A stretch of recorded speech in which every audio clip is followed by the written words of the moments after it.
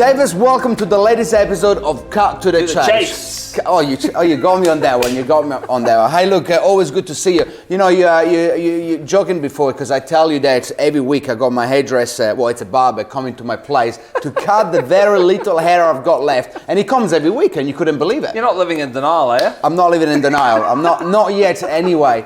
But you couldn't believe it. And I was like, well, this is what we do to save time so that I don't have to wait at the bloody barber for 3 people in front of me. So every Wednesday night, he comes to my place, he cuts my hair, and Bob's your uncle. First world problems. First world problems. So today we're talking time hacks. Yes. Now, what do you do to save yourself time? Because you're one of the busiest auctioneer in New Zealand, if not in the world, right? So your calendar, like mine, must be chock-a-block, right? And if I look at my calendar 4 weeks in advance, half of the week is taken.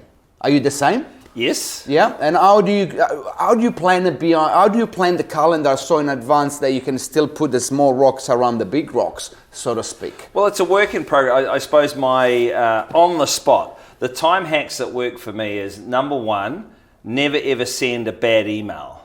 Like I found myself in bad news or stuff that's confronting. In the early days, I'd avoid it and think it would go away, and it's not. Or I'd send an email and spend about an hour writing an email versus get on the phone, call them up, say, we've got an issue, I'm uncomfortable, can we have a discussion?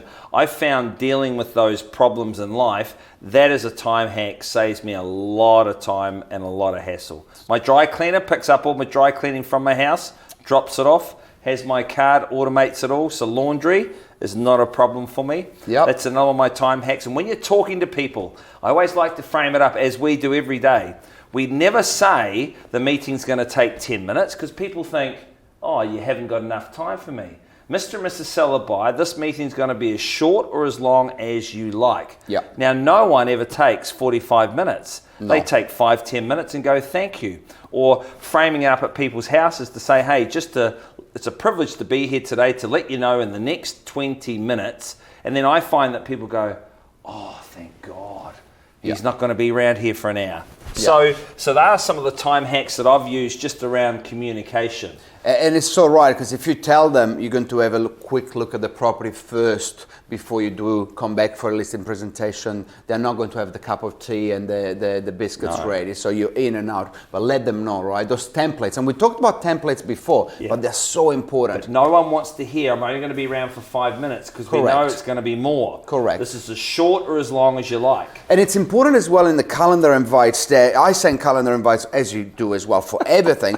And it basically does state how long the meeting is, right? Yeah. But I always make them a little bit longer just in case. I need to be there with all John and Maureen to discuss. I know, I get them from you at 12 o'clock at night. I'm like, what the heck? Why is he sending me invites at 12 o'clock? That's because that's the only time I've got free. But it comes down to basically let them know how long it's going to be, give yourself a little bit of extra time, and then you got time to return your calls and whatnot, right? Hey, I've got a couple of things I wanted to talk to you today. One thing, man, I found this product called Video Ask.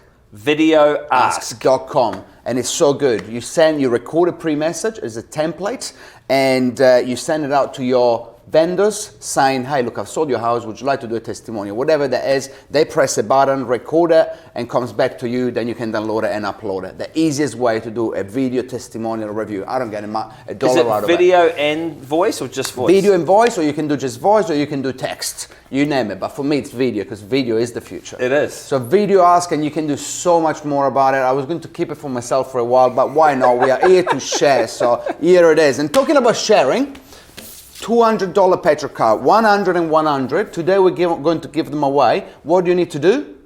Share it on Facebook, share it on Instagram, and one person on Facebook, one person on Instagram will receive the $100 petrol card for New Zealand. If you listen to Australia, please still share it by all means, but this is for New Zealand. Just share a post about the podcast, tag us in, and one lucky person is going to win it on Facebook, one on Instagram. Bob's your uncle. Petrol is not cheap, so hey, everybody's winning.